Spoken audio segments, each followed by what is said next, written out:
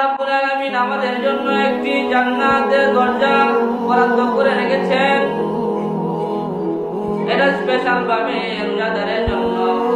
এটা হলো জান্নাতুন রায়্যান। সেই রায়্যান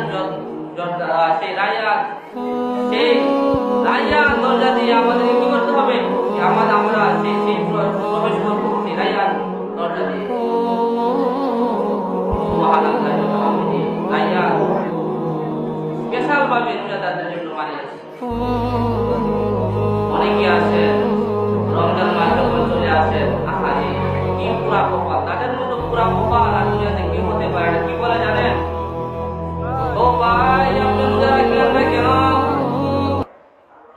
তিনি উত্তর দেন, সারাটা দিন কাজ করি, রোদের মধ্যে কাজের জ্বালায় আমি রোজা রাখতে পারি না। চিন্তা করেন একটা উত্তর বলো। অনেকে এরকম বলে, আরে তুমি এরকম বলো, সেই জীবনটাই তো আল্লাহ, জান মাল যা কিছু আছে সব কিছু তো আল্লাহ তাআলার দান। তুমি যদি রোজা রেখে যদি মারাও যাও তাহলে তুমি তো জান্নাত পাইবা। তুমি কেন এরকম কথা বলো যে রোজা রাখতে আমার কষ্ট হয়?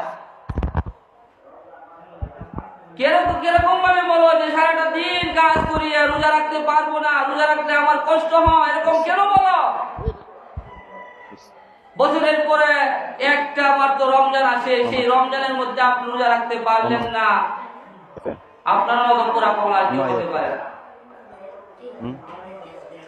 ও আল্লাহর বান্দাগণ, রমজানের আগে যত বাজার আছে সব ছেড়ে নিবেন, কারণ বাজারে বেশি বেশি যাইলে আল্লাহ তাআলার ইবাদত কম হবে। যত প্রস্তুত আছে সব এক জায়গায় দেখতে ছেড়ে নাও।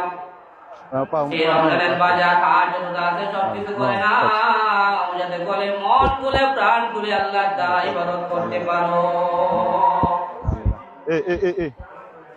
আমাদেরকে প্রতিবাদ করতে হবে। যারা নাকি রমজানের জন্য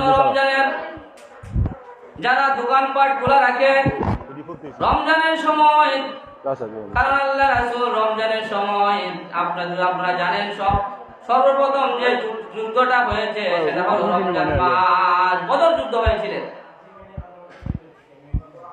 সেই যুদ্ধ দিয়ে শুরু রমজান মাস।